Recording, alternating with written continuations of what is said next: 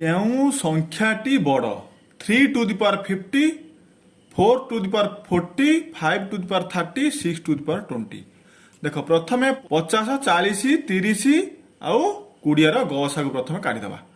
50, 40, 30, 20 ର ଗସାଗୁ କେତେ ହେବ? 10।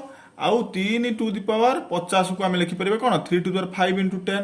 4 to the power 40 କୁ ଆମେ ଲେଖିପାରିବା କ'ଣ? 4 to the power 4 into 10। এটা 5 to the power 3 into 10, এটা 6 to the power 2 into 10। বা এটা কোন হবে? 3 to the power 5 whole to the power 10, 4 to the power 4 whole to the power 10। এটা আমরা কোন হবে? 5 cube whole to the power 10।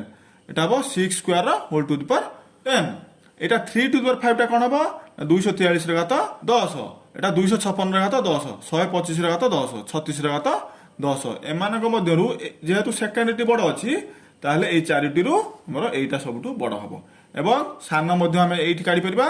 যেহেতু এটি 36টি ସବୁଠୁ ସାନ ଅଛି, 6 to the power 20 টা ମଧ୍ୟ ସାନ ହେବ।